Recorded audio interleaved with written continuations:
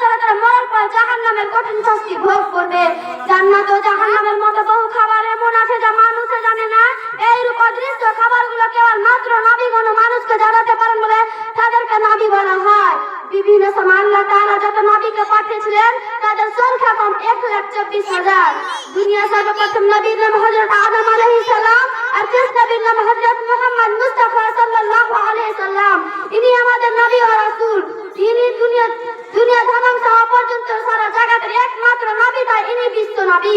ইনি ছাড়া বাকি যত নবী এসেছেন তারা সবাই ছিলেন এক একটি জাতীয় এলাকার নবী। যেমন বিখ্যাত নবী মুসা আলাইহিস সালাম ছিলেন একমাত্র ইহুদিদের নবী, তেমনি আরেক নবী হযরত ঈসা আলাইহিস সালাম ছিলেন একমাত্র খ্রিস্টানদের নবী। নবীজি বললেন, যার নিকটে আমার নামটি বলা হয় অর্থ আমার উপর দারুদ পাঠ করে না, তার নাক মাটিতে ভেসে যাক।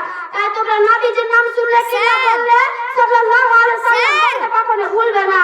পরিশুদ্ধ আল্লাহর কাছে দোয়া করি আমাদের সকলকে নবী ও রাসূলের বিধি বিধান মেনে চলার তৌফিক দান করে। আমিন। আসসালামু আলাইকুম ওয়া রাহমাতুল্লাহি ওয়া বারাকাতুহু।